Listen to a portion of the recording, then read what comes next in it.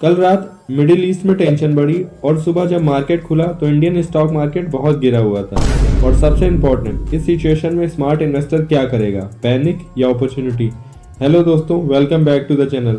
आज हम बात करेंगे वॉर का इम्पैक्ट हमारे इंडियन स्टॉक मार्केट पे कैसे होता है। सबसे पहले एक इंटरेस्टिंग चीज समझते हैं, हिस्ट्री देखो। जब भी दुनिया में वॉर या जियोपॉलिटिकल टेंशन बढ़ती है तो स्टॉक मार्केट यूजुअली रिएक्ट करता है।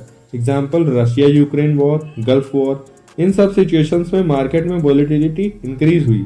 और जो टेंशन चल रही है ईरान और इसराइल में, उसका इम्पैक्ट ग्लोबल मार्केट पे दिखना नॉर्मल है। बट रीजन क्या है, वॉर का स्टॉक मार्केट से कनेक्शन क्या है?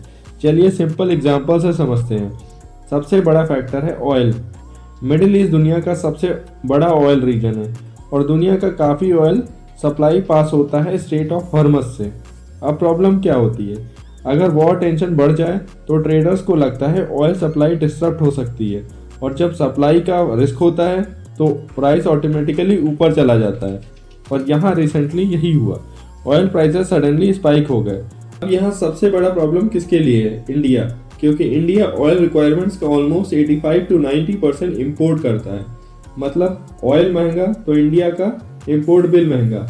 अब ऑयल महंगा होने का इम्पैक्ट सिर्फ पेट्रोल तक लिमिटेड नहीं होता, ये पूरा इकोनॉमी को इफेक्ट करता है। एग्जाम्पल देखो, अगर डीजल महंगा हो गया तो ट्रक्स का कॉस्ट बढ़ गया, ट्रक्स महंगे तो ट्रांसपोर्ट महंगा, ट्रांसपोर्ट महंगा तो सब्जी महंगी, सब्जी महंगी तो रेस्टोरेंट महंगे, रेस्टोरेंट महंगे तो आपका मंथली बजट हिल गया। इसको बोलते हैं इन्फ्लेशन डोमिनो इफेक्ट। और जब इन्फ्लेशन बढ़ता है तो इन्वेस्टर थोड़ा कॉशियस हो जाते हैं।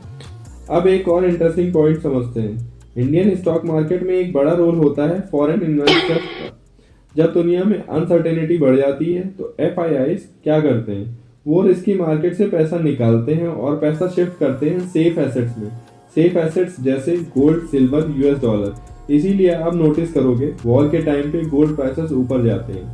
अब सबसे इंटरेस्टिंग पॉइंट, वॉर का इम्पैक्ट हर सेक्टर पर सेम होता है। कुछ सेक्टर सफर करते हैं लेकिन कुछ सेक्टर बेनिफिट भी करते हैं।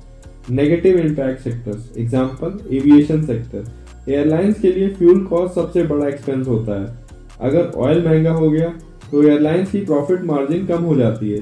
इसी वजह से कंपनीज लाइक इंटरग्लोब एविएशन कभी कभी प्रेशर में आ जाती हैं। ऑयल कंपनीज भी प्रेशर में आ सकती हैं, जैसे कि भारत पेट्रोलियम, हिंदुस्तान पेट्रोलियम, क्योंकि उनका रॉ मटेरियल ही क्रूड ऑयल होता है। लेकिन पिक्चर का दूसरा साइड भी है।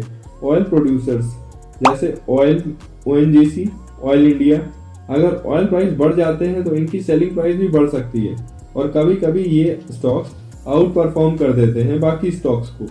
एक और सेक्टर है जो स्पॉटलाइट में आ जाता है, जैसे कि डिफेंस सेक्टर, क्योंकि जब जियोपॉलिटिकल टेंशन बढ़ती है तो कंट्रीज अपना डिफेंस स्पेंडिंग बढ़ाती हैं। लेकिन यहाँ सबसे इंपॉर्टेंट चीज है investor psychology. Middle class investor usually क्या करते हैं, मार्केट गिरता है और सेल कर देते हैं पैनिक में। बट एक्सपीरियंस इन्वेस्टर क्या करते हैं, वो समझते हैं कि मार्केट में शॉर्ट टर्म फियर होता है, ये कई बार होगा, वॉलेटिलिटी के नाम पे अपॉर्चुनिटी मिल सकती है। लेकिन इसका मतलब यही है कि ब्लाइंडली स्टॉक्स को फॉलो नहीं करना है, रिसर्च करनी है, एसेट एलोकेशन करनी है और पेशेंस ज़रूरी है। तो इस एंटायर सिचुएशन का सिंपल समरी क्या है, वॉर टेंशन यानी कि ऑयल प्राइस ऊपर जाएंगे, इन्फ्लेशन रिस्क बढ़ेगा, FII सेल करेंगे, स्टॉक मार्केट वॉलेटिलिटी बढ़ेगी। बट स्मार्ट इन्वेस्टर क्या करता है, वो पैनिक नहीं करता, वो अंडरस्टैंड करता है मैक्रो ट्रेंड्स को। अब मुझे ऑनेस्टली कमेंट में बताओ, अगर मार्केट 10% गिर जाए तो आप क्या करोगे? Panic, sell, SIP continue, buy the dip? Comment में नंबर लिखो।